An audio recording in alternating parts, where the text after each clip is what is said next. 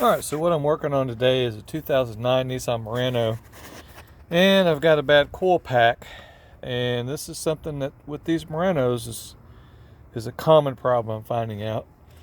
I did a coil pack on it maybe a week ago, and now I've got another one. And so what I'm going to do is, auto parts is not open now.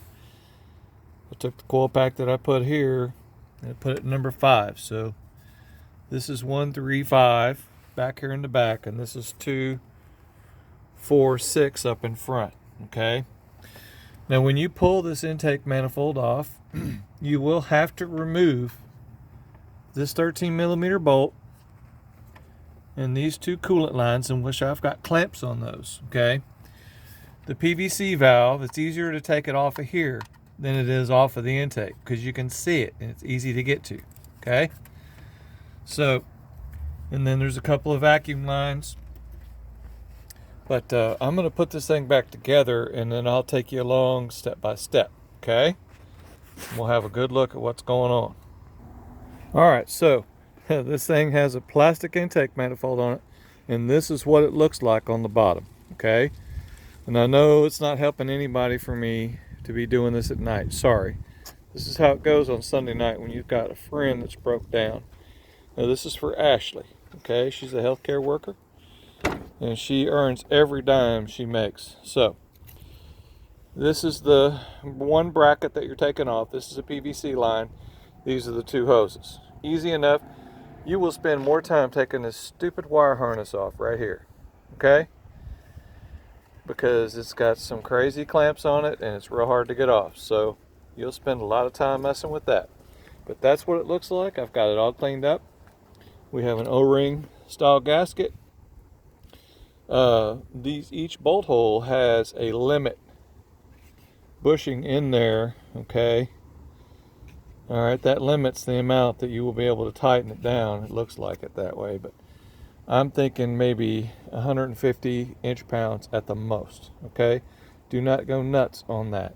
You'll just crush it and cause problems with your gasket. And you see right here, you can tell there are places where the gasket is a little silly, where it looks like it's been tightened too much. That's what it looks like when it's over torqued. This gasket will be fine, okay? And on a later service, I will be able to deal with this situation. But it's Sunday night at 10 o'clock. This is what you got to do to get things running. So let me get you guys to the next step. I've got everything cleaned up. I've got them swapped out. I'm going to put it back together, see how things run. I'm taking you guys along so that you can see the mechanical aspects of removing this intake and putting it back. It's not that hard. I'm doing it out here at night in the dark with minimum tools. Okay?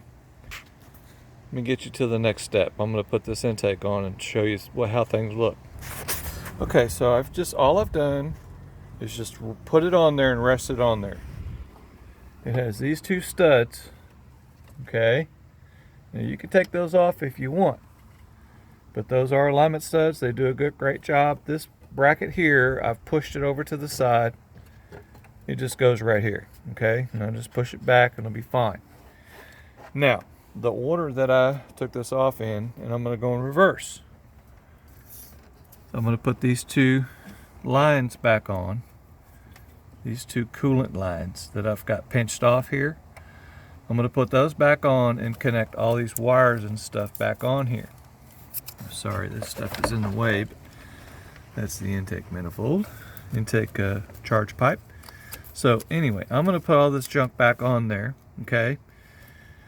And we've got just a couple of hoses in the back. Now, because this thing is loose, you can lift it up if you need to and have a look-see back there. Alright, I really don't need to do that. I know what I need to do. I need to connect that PVC line, and I need to connect that one bracket. And I don't think anybody can see that bracket. There's one bracket back here, and it moves around, so I'm going to be doing it blind. That's where that bracket is, right here. And of course there's a vacuum line here. that I'll connect. This is for the brake booster, and I will be connecting that after I connect that 13mm bolt in the back of the PVC valve, because I just don't want it in the way. I'm going to be pushing it out of the way because the little clamp on it will scratch you and cut you wide open. So let's get to the next step. I'm going to connect a few things and we'll get it to the next step. Okay, so I've got my wires all back, plugged in, got my coolant lines on. Okay, let's have a look around here. All right, so I've got that is the booster, and then the bolt. Let's see, where is that thing? The bolt for the bracket. Now this hose is loose, so it's not a stiff bracket, it just holds things. And then I've got the PVC valve on. Let me see if I can get a look at that. PVC valve is on. But that hose that sits back there is it's a loose rubbery hose, okay, and it's not a bracket, so it's just a hanger. So you can put that on before you tighten the bolts. If it was a solid mount bracket, you would have to tighten the bolts first. So that's where we're at right now. All these bolts are the same length. I'm going to torque them down to about 150 inch-pounds. Do not go nuts on these bolts. No pun intended, right? Let me get to the next step. Hang on a second. Okay, so I've got them all torqued down. I did it in 2 stages. I did it about 60, the first one, and the second one, about 120 to 150. Okay, so what we're going to do now is we're just going to connect all these vacuum lines and get this connected in this whole vacuum bracket assembly that I just kind of shove this whole thing over. Okay, this whole thing needs to all go back. Needs to all go back to the way it was. Get that over there. So that's kind of how it's supposed to look. I've got a bunch of little bolts to put in. No big deal. This is easy, but the way you take it apart helps a whole lot with the way it goes back together. And what I did is a minimum amount of unplugging these stupid vacuum lines, okay? I just took this off so I wouldn't have to disconnect these 2 lines and get them mixed up. That's all. See? So let me get these bolts in and get to the next step. Okay, so I've got all these bolts started. I'm going to buzz them in. There's one bolt that's different. That one there, it's black. It's the same length, everything is fine, but that bolt goes right here. So if anybody gets things mixed up and you're wondering what's going on, that's where it goes. So I got all my bolts started. There's one here, one there, got 1, 2, 3 here. Okay, there's one there on this bracket. There's one on this bracket here. We've got a couple of vacuum lines to plug in. That one there's in. This is a purge. This is a fuel tank purge line here. I'll get that clamp on there.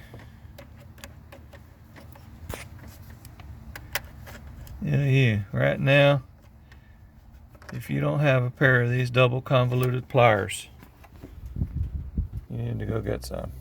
These things are invaluable. So anyway, I've got one little clamp that needs to pop in. This needs to go here somehow like that. I think I got it mixed around, but put my air filter on, connect my mass airflow, and we're done. Yeah, it's a pretty easy deal, just for a quick job here in the middle of the night. So I hope this helps somebody. Y'all have a good day.